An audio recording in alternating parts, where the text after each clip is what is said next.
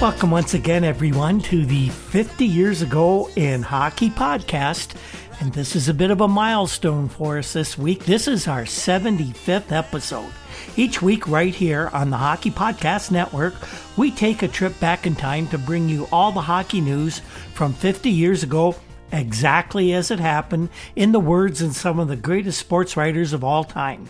And this week, we're in the final week of the 1970-71 hockey season, March 30th to April 4th. 68 teams started the tournament, and only the best have survived, and upsets have abounded, more shocking and unpredictable than ever before.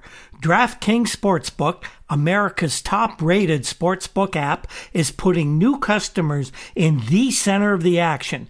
Bet $1 on any tournament game, and if your team wins, you win $100. It's that simple. Turning $1 into $100 is 100 to 1 odds. Pick any college basketball team that's still in the hunt for your shot at winning $100. All it takes is a $1 bet and that team winning their next game. There's no better way to put your college basketball knowledge to the test than to put your money where your mouth is with DraftKings Sportsbook. Don't worry if college basketball isn't for you. DraftKings Sportsbook offers daily odds, boosts on pro basketball, hockey, golf, and so much more. DraftKings is safe, secure, and reliable, so you can depend and withdraw your funds at your convenience.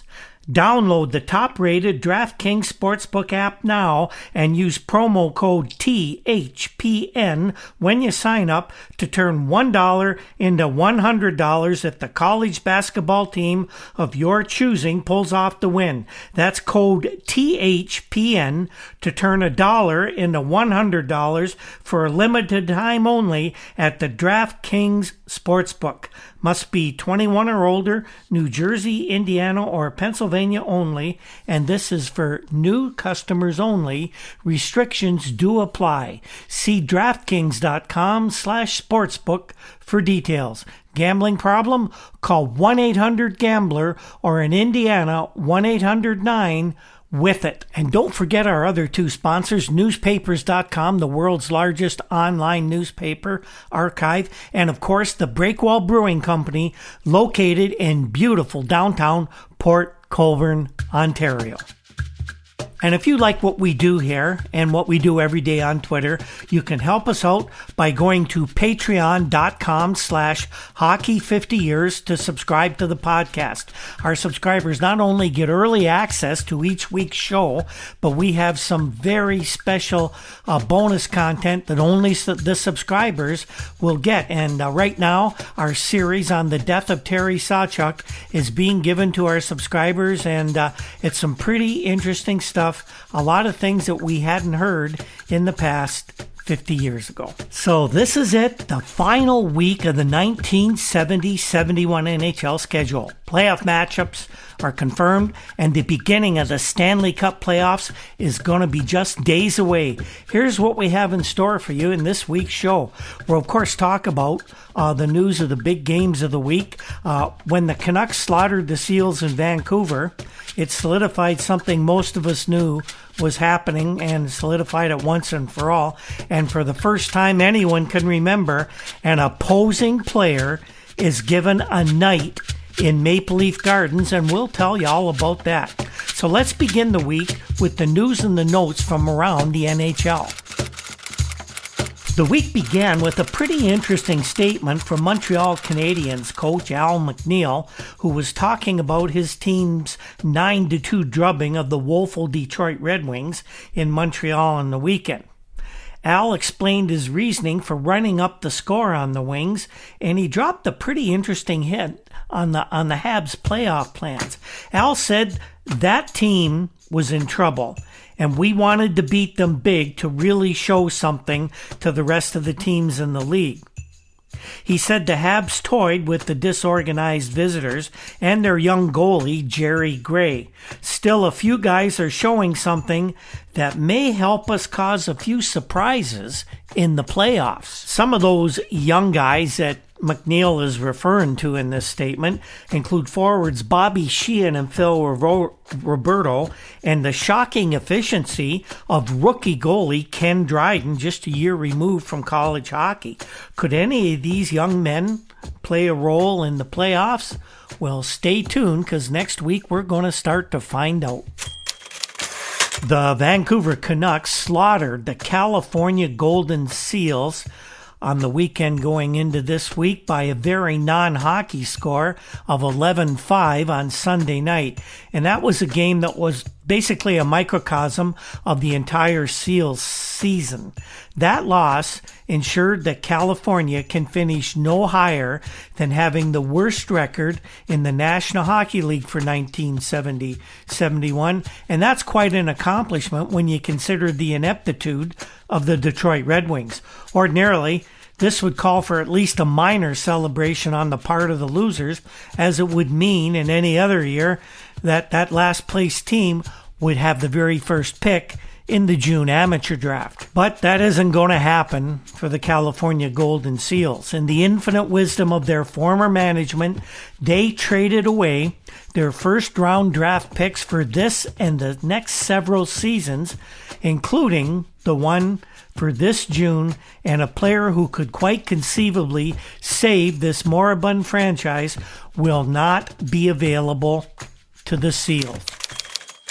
The already stacked with young players powerful Montreal Canadiens own the California pick as a result of a curious set of transactions whose details aren't even clear to the Seals' present general manager and coach, Fred Glover. In fact, Fred was asked about how the team could have given up these draft picks, and he told reporters he didn't really even know. In any event, the rich teams, Boston, who owns LA's pick, I believe, Montreal, the rich will get richer, and the poor will maintain their level of hockey poverty, and the sports fans in the Bay Area are going to continue to flock to events such as roller derby and professional wrestling instead of watching the California Golden Seals, and you can't really blame them. And that, my friends, is business as usual in the National Hockey League in 1971. And has it really changed that much 50 years later? Dave Gardner of the Toronto Marlboros was named the winner of the Red Tilson Memorial Trophy this week. Being a Niagara boy, I thought Marcel Dionne should have got it, but let's talk about this award a bit. Dave is a slender splinter from an old block of hockey talent.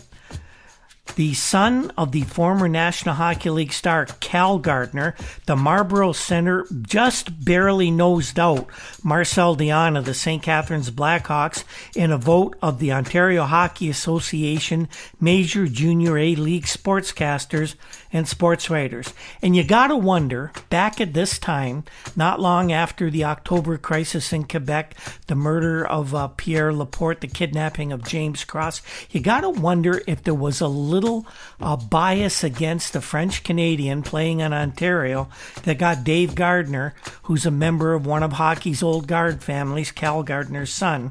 You wonder if that maybe might have affected the vote in 1971. Now, this is the first time in 14 years that a Toronto player has won the award, which is presented by the Globe and Mail annually to the player who best combines outstanding and gentlemanly play in the Junior A group.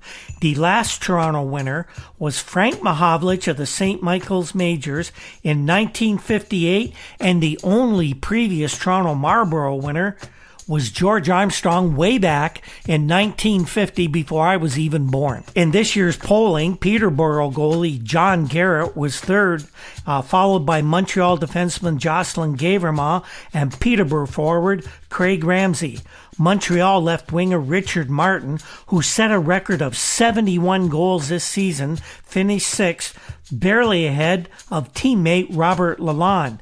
The only other player to get more than one vote was Ottawa goalkeeper Michel Bunny Larocque. Some very interesting names dot the list of previous winners of the trophy, which was first awarded in 1945 to Doug McMurdy of St. Catharines. Others who picked it up were Todd Sloan, Ed Sanford, a goalie by the name of Gil Mayer, who had an illustrious minor league career, Glenn Hall of Windsor in 1952. There was Brian Cullen of the Chicago Blackhawks. As we mentioned, Frank Mahovlich, Murray Oliver of Hamilton was a winner, along with Stan Mikita, Wayne Connolly of Peterborough, Rod Gilbert of Guelph, Pitt Martin of Hamilton, Yvan Cournoyer of Montreal, and we go down the list. There's even more. Andre Lacroix of Peterborough won it twice, the only player to do so, and the 1970 winner was Gilbert Perreault of the Montreal Junior Canadiens. When you're talking hockey in 2021 and you read this story, people are saying, well, this is just old-time hockey. When you were talking about it in 1971, it was just another Sunday afternoon in Sudbury, Ontario. The Sudbury Wolves defeated the Port Arthur Mars 5-2 in a game declared ended with more than 4 minutes to play because of a 35-minute Donnybrook in which players, fans, and police all were involved. Referee Brian Hill said he had to call the game because otherwise he would have had to give every player on both teams game misconducts. By the time the fight erupted, Hill had already handed out 32 penalties, not penalties in minutes, 32 penalties, each team getting 6 fighting majors, 2 game misconducts, and 2 misconducts. The fight began with just 4 players from each team on the ice. It was centered at first near the Port Arthur net, but then both benches emptied onto the playing surface. The 7 players already in the penalty box started to fight amongst themselves, and they ended up on the ice. So approximately 50 fans went over the boards onto the ice. Town police were called in when the arena's 9 security guards couldn't maintain order. By the time 20 town constables arrived, the fight appeared to be breaking up, but then it broke out again when a Mars player cross-checked a town constable. Arrests ensued. Moving to the National Hockey League, President Clarence Campbell is deathly afraid of the terrible influence sports gambling will have on professional hockey. And Doug Gilmore of the Montreal Gazette gave us this report. He said that Clarence Campbell will not be a very happy man if the Quebec government, or any government for that matter, stampedes into off-track betting business and decides to expand and take action on hockey as well as horse racing. If that ever happens, the president of the NHL explained, pausing a moment to consider the enormity of the event, it is bound to have a profound influence on the game. Campbell says that hockey's position has always been that they wanted to stay as far away from any kind of gambling as they possibly could. Sure, it goes on, everybody knows that, and it's probably as inevitable as prostitution. Interesting comparison. But they need the gambling to raise much needed tax money. Campbell says, I'm not even going to say I'm opposed to the idea without hearing more about it. So is he really opposed, or is Clarence Campbell trying to be politically correct to uphold the NHL's squeaky clean, apparently to some people, image? Campbell goes on to say anything that encourages or authorizes gambling, such as a system run by the government, has to be detrimental to any competitive sport. Look, we've got a game where there are a lot of upsets. I can just imagine the clamor that would be set up by people who made bets in government shops. And once the government got involved, it would only be right that they reserve the right to have investigative powers over the sport. And the NHL, nor any other big sport, wants anybody other than themselves policing themselves. So in 1971, it didn't look like hockey would ever be involved in anything remotely related to any form of gambling. That included hockey pools. But yet, the very popular time of the last goal pool that was run out of the Montreal Forum for years, they overlooked that kind of thing. Then, of course, there was a scandal involving that about a year ago, wasn't there? Maybe Campbell's right. Maybe gambling has no place in hockey. Now, 50 years later, with the benefit of hindsight, we know quite a bit different, don't we? Well, there's a lot of talk around the NHL this week about the final order of finish in the NHL's Western Division. Many writers, more than just a few, were wondering whether the Minnesota North Stars would even bother to try in their final games. And that's all because of the goofy playoff setup that the NHL employs these days. Well, it's been going on for years. You see, it seems it would be much more advantageous for the North Stars to finish in fourth place rather than third in the standings. Why, you may ask? Well, in the NHL playoff setup, the fourth place finishing team faces the second place finisher in their division, while the third place finishing club goes up against the divisional champion. Quite a reward for finishing third, wouldn't you say? That means in this year's competition, finishing third awards a team the privilege of playing round one in the Western Division against the all-powerful Chicago Blackhawks, who ran away with the title over in the West, while the fourth-seeded team gets the St. Louis Blues, obviously a vastly inferior team to the Blackhawks. So realistically, and for all practical purposes, the North Stars had absolutely no incentive to finish higher than fourth place, except for a few measly shekels difference in the finishing award money between third and fourth. It's not much. Let's not talk about the fans who are going to pay good money in that final week of the season to possibly see less than the best from the teams whose ticket prices are not at all that cheap. This is just another example of how the National Hockey League throughout history never seems to get it right. They always make a mess of it somehow. It was true in 1971, and 50 years later, look around at the way things are going on, it's still true, perhaps even more so. But to talk about that is the job of some other podcast, not our podcast today, although I will say this week, the firing of Tim Peel, the referee, who, by the way, I felt was not even qualified to be in the NHL, despite everybody saying he's a wonderful official. He was just one of a bad lot, and his main claim to fame is that he lasted so long. Wednesday, March 31st, 1971, was the 43rd birthday of two men I respect the most in the world, I think. Gordie Howe, one of the greatest men in any sport, was celebrating his big day at an age when most athletes, professional or otherwise, would kick back with a beer or a fine wine and remember all the good times.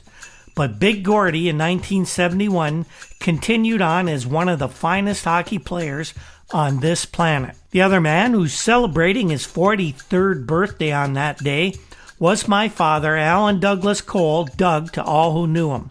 One of these days, I'll do a podcast on my dad, a life in which there are some very good lessons to be learned. But today, I'll leave you with what he used to tell me about his birthday. My dad was, like myself, a big hockey fan. He introduced me to the game, and he would always, when we talked about hockey and Gordie Howe and him sharing a birthday, my dad would say that on March 31st, 1928, God played a very nasty joke on the rest of us here on earth. Instead of doing what God usually does and distributing various amounts of talent to all who were born on that particular day, on this particular day, for some particular reason, God took all the hockey talent in the universe and he dumped it in one guy, and that one guy wasn't me. And on this night, the Red Wings, for whom Mr. Howe in some way has managed to excel despite the hot, stinking mess that team has been this season, this night Howe would play at Maple Leaf Gardens in Toronto. And on this night, the host Maple Leafs declared it to be Gordie Howe night. And for the first time that we or anybody else I talked to could remember, an opposing National Hockey League player would be honored at Maple Leaf Gardens before a game against the beloved Maple Leafs. there isn't really much greater tribute that can be paid to an active professional athlete, is there? Oh yes, and by the way, the City of Toronto also declared March 31st, 1971 to be Gordie Howe Day. And the game itself was played, not a tremendously exciting game, and quite fittingly it ended in a 2-2 draw. While taking part in the festivities for Gordie Howe Day in Toronto, a lot of people asked Gordie about the possible future of his two sons, Mark and Marty. Well, Gordie let it out that the two boys may possibly suit up in the Ontario Hockey Association Junior A Series next year with the Toronto Marlboros. Gordie and wife Colleen say the deciding factor on where the boys play will be education.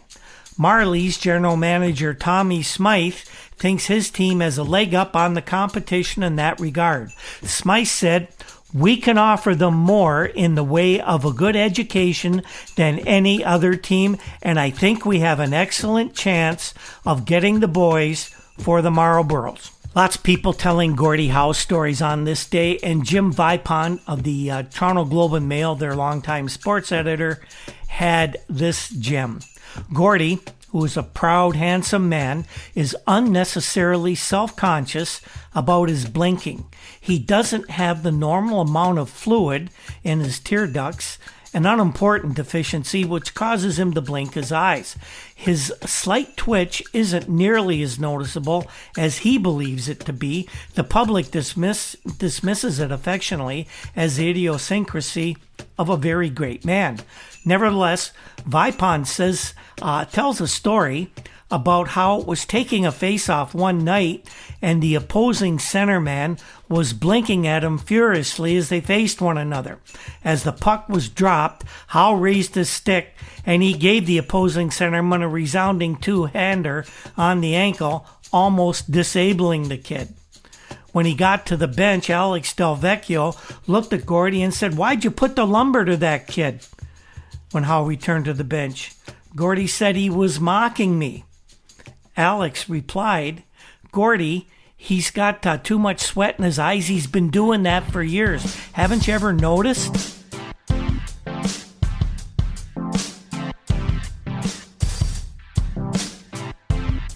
Well, it seems to be Alex Delvecchio rumor season these days. Last week, we told you there were whispers that Thats was going to be dispatched during the offseason to the Los Angeles Kings in a trade which would reunite him with former boss Sid Abel. Alex would be either a player or a player coach of the Kings. This week, another story was making the rounds. It was being reported in Niagara Falls. I remember this was big news around our area. And also it was being reported in Windsor that Alex and Gordie Howe were about to partner up and purchase the Niagara Falls Flyers of the Ontario Hockey Association Junior A Series. What would then happen is the Red Wings players would then move the Niagara Falls Flyers to Windsor, and Alex would take over and run the day-to-day operations of the team as coach and general manager. It only took a day or so for both Gordie and Alex to dismiss the story as some made-up dream of an over-enthusiastic small-town sports writer.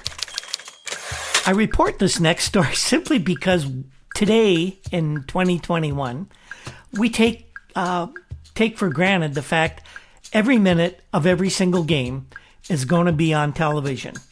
'Twas not so 50 years ago when the headline of this story is "All Leaf Ranger Playoff Games on TV." And the story reads that all Leafs playoff games against New York Rangers will be televised. The CBC announced today. They had to have a press conference for it back then. Next Wednesday's opener in Toronto will be shown on a mini network, including Toronto, London, Wingham, Barrie, and Windsor, while the first Boston-Montreal game will be carried coast to coast. The following night, the Leafs match would be shown nationally, and Canadians would be covered only in Quebec. So that's not terribly different games being shown nationally as opposed to a regional network. One thing to notice about this, you may not have noticed when I said this, is the games were being played on consecutive nights. Never happens in the playoff world of today. Quite often today in 2021, there are far too many days between games, especially in playoff series, and the way they schedule things. Sometimes you have a week before a playoff series will even start after the others finish, and that's not good for teams. When you're in the playoffs, you want to get at it every night, except, of course, when you're injured a little bit, and it seems players get a lot more hurts that we find out about these days than we did 50 years ago. In this year's Stanley Cup playoffs, there will be 15 masked men and one who has chosen the facial protection for the 8 teams that have qualified for the Stanley Cup tournament. And Francis Rosa of the Boston Globe gives us a brief profile of each of these netminders and what to expect as the playoffs unfold before our eyes. Francis starts with the Montreal Canadiens, who of course will be his beloved Boston Bruins opponents. He says that Rogie Vachon, a 5'7", 160-pound, 25-year-old, shoots left. He's a stand-up conservative type of goalie who lately has taken to wandering from his net a bit more. Rosa says that because Vachon is small, he should be really staying in his net to prevent high drives from beating him, and he has to stand up as well. Rosa also talks about Ken Dryden, who's the probable Montreal backup goalie. At this point, he seems to have replaced Phil Muir as the number 2 man on the Montreal depth chart. Dryden is described as a spread eagle type, sort of in the manner of Tony Esposito of Chicago or the Blues' Glenn Hall. Former Cornell goalie who's relying less on his glove and more on his feet than he did in college. The Bruins men are Jerry Cheevers, 30, and Eddie Johnson, 35. Cheevers is a wanderer who likes to handle the puck and does that very well. He moves to charge the pucker skaters, and he'll drift back, cutting the angles. Eddie Johnson is a 6-foot, 190-pounder who shoots left. He's a very conservative stand-up goalie who plays to cut down the angles, and he doesn't come out of his crease so much. Something Francis Rosa seems to always dwell on is how much a goalie comes out of his crease. Very interesting. The Rangers pair is 35-year-old Eddie Giacomin, a 5'11", 175-pounder, and 30-year-old Gilles Villemire, a 30-year-old rookie this year. Giacomin is the best puck-handling goalie in the league, a genius wanderer. Fans of the Maple Leafs would dispute that, having Jacques Plante, probably the best puck-handling goalie to this point in history. Emile Francis says that Giacomin is like another defenseman the way he handles and passes the puck. He's always on the move. Gilles Villemire, he was described as a stand-up goalie. He plays deep in the net, and he doesn't crouch because he's short. Rosa talks about Toronto's 2 goalkeepers, 42-year-old Jacques Plante and 26-year-old Bernie Parent. About Jake the Snake, Rosa writes, not leaving the crease much in these twilight days of his career. Once again, this overall theme for Francis Rosa is whether you stay in the crease or not. He's masterful at playing the angles, seasoned, and with a knack of rising to occasion. Jacques at his best in the playoffs, according to Francis Rosa. About Bernie Parent, Rosa says he's a stand-up conservative goalie, an almost classic copy of Jacques Plante, who, as we all know, was Bernie's idol growing up in Montreal. Chicago has only one goalie listed here. It is Tony Esposito. They do say that Ken Brown is the backup of Esposito. The description is a spread eagle, flopping type goalie who seems to throw his body in all directions in front of the net. He goes down quickly, but has that extra sense that tells him where the puck is going to be going. He looks almost as though he's scrambling, but Tony always knows where the puck is. And of Ken Brown, Rosa says he's 22 years old, 5'11", 175 pounds, and he shoots left. And that's all he knows about young Ken Brown. Philadelphia's two goalkeepers are Bruce Gamble, 32, and Doug Favell, same age as Pront, 26. Gamble, a 5'9", 200-pounder, shoots left, and he is described as a conservative goalie who holds his spot, doesn't often move out to the skater, prefers to cut down the angles from the crease. I think Francis is a little bit unclear on how goalkeepers cut down the angles. Doug Favell, a 5'10", 172-pounder, he's an up-and-down type. They call him a flopper, and he likes to handle the puck, and Doug's main claim to fame, his best attribute, according to Francis Rosa, is he is very quick. St. Louis Blues have a couple of fellas who are no spring chickens. Glenn Hall is 39, a left-handed shot. He's a classic sprawler, according to Rosa. He throws his legs in both directions, and like Plant, plays best when the money is on the table. Throwing his legs in both directions is what we describe 50 years later as the classic butterfly style. The other St. Louis goalkeeper is Ernie Wakely, another 30-year-old rookie this year. He's a conventional crease-loving goalie, doesn't wander much, and he likes to hold his spot.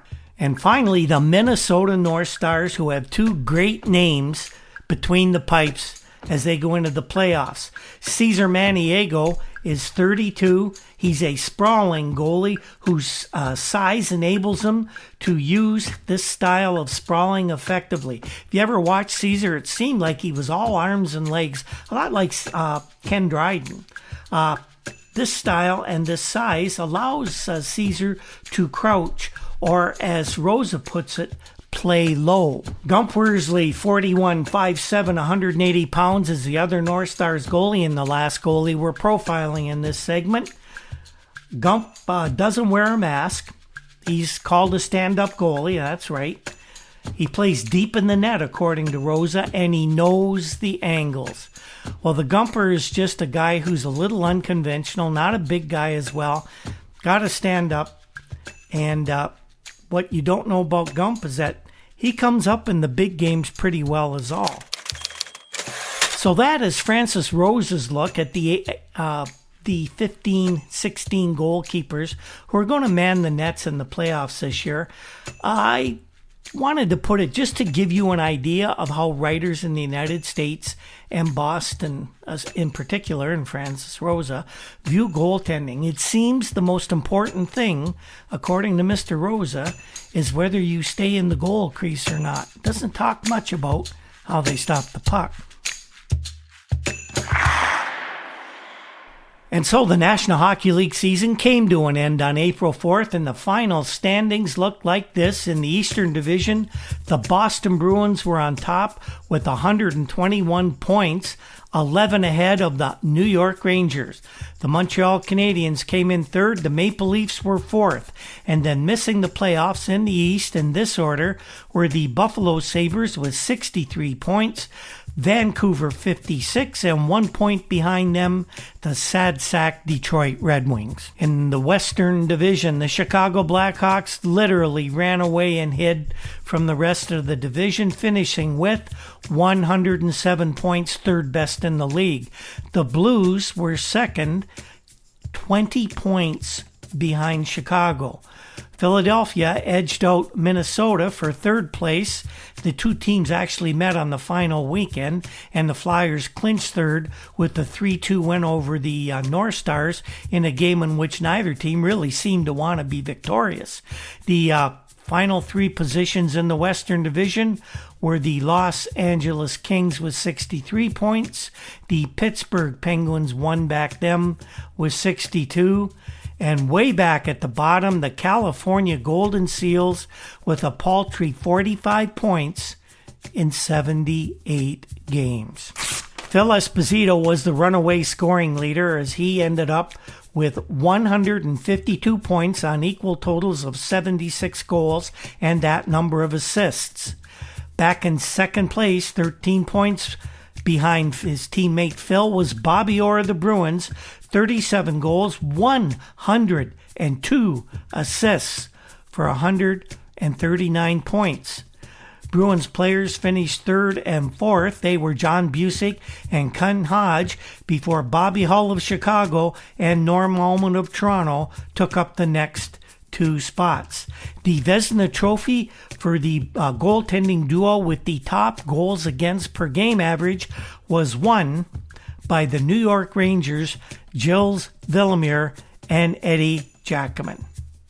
The playoff matchups look like they're going to be some pretty interesting series. The Bruins will take on the Montreal Canadiens. Boston, of course, has the home ice advantage in the series. And this one people are calling a slam dunk, but we won't get into all the predictions that are being out there. But the consensus is Boston should have no difficulty dispatching Montreal and anybody else they meet before they get to the finals. Second place New York takes on fourth place Toronto, and the Rangers, one would think, would be heavily favored to beat the Maple Leafs. A surprising number of writers are indicating that if there's going to be an upset at all in these Stanley Cup playoffs, it will be by the Maple Leafs against the Rangers.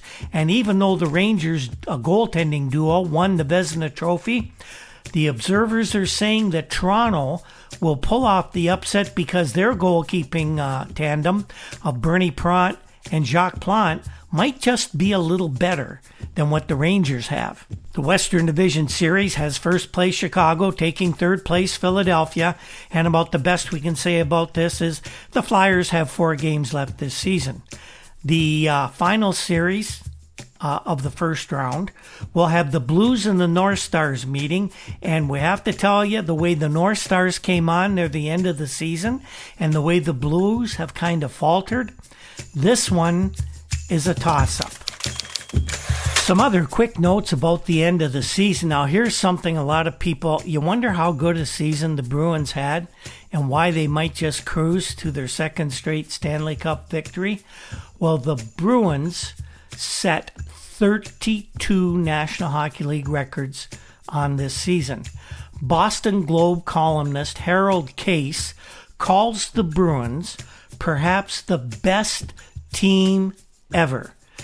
But if you know Harold Case and most of the other Boston writers, nothing has changed in 50 years. Jack Edwards is the biggest homer in hockey media these days, although the guys from Chicago in 2021 might give him a run for his money. Harold Case was gushing over just how great the Bruins are, and he couldn't see any other team even coming close to what the Bruins have done this year or being this good ever again. But we do have a story about the Bruins setting all these records, and it's from United Press International. It's pretty much neutral on who they root for. And their story says that when the adding machine stopped clicking hours after the Bruins' 7-2 victory over Montreal Canadiens in their final game of the season, the Hockey Hall of Fame collected 5 sticks in the Boston dressing room to mark the most prodigious scoring feats in NHL history. Phil Esposito showed the way with 9 individual records, which of course figured in the 14 team records set by the Bruins machine. Esposito's record 76 goals and 152 points played a major role in the club's mark of 399 goals, wiping its own 2-year-old record of 303 in a season. Esposito, with Ken Hodge and Wayne Cashman, combined for 4 one-line records in goals, total points, while Espo had a mark of 7 hat tricks in a season. And even though we don't know what the future holds here in 1970-71, you got to think that mark is going to be one that would be very difficult for anybody to live up to. Now, as a team, the Bruins weren't content with simply breaking existing records. They absolutely destroyed them. The previous high for victories in a season was 46. This year, the Bruins were the winners in 57 games. Now, of course, we had 78 games in a season. There were only 70 up until the 67-68 season, so they had 8 more games than the great teams in other years, but still, they obliterated that record. The previous mark for points was 103, and Boston accumulated 121 this year. And the same was true for home wins, 33 to break a record of 29, and road victories. They had 24 road wins against the old record of 20. The Bruins really ran wild in the shorthanded goal department, rolling up an incredible 25 on the season, including a pair of long-haired Derek Sanderson in the Sunday windup. He scored 2 in that final game. The previous record for shorthanded goals by a team in a season was 14. You want to know just how much of an offensive juggernaut this Bruins team was? 4 Bruins players scored more than 100 points. 10 Bruins had more than 20 goals or more. Bobby Orr rolled up 102 assists and 139 points, which, of course, those are all records for a defenseman. And 5 years ago, you wouldn't even dream this could happen. Left winger John Busick and right winger Ken Hodge both entered the record books for assists and points for their positions. Those records, by the way, wiped out the names of a couple of guys called Gordie Howe and Bobby Hull from the record book in the process. In one final record, the Bruins also managed a team mark for home attendance of 584,748 fans who fought their way into Boston Garden during 39 home dates. That mark was 20,000 over Boston's previous high, which was set 1 year earlier. So maybe with all this, it's not surprising that the Boston Bruins are expected by most people to romp through the Stanley Cup playoffs with little difficulty and hoist the Stanley Cup for the second time in as many years. Another note on the final standings, the Red Wings' faces were understandably particularly red as they finished dead last in the Eastern Division behind both of the 1970s new expansion teams, the Buffalo Sabres in 5th place and Vancouver in 6th.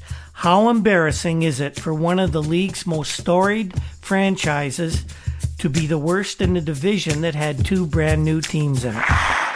And one final story as the week came to a close, and it involves a team that was not going to participate in the postseason parties.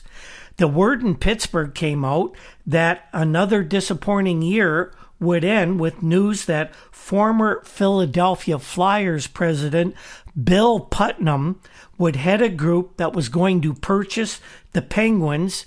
This would bring some much-needed stability to a very troubled franchise, and Putnam insisted that they would not move the Penguins out of Pittsburgh.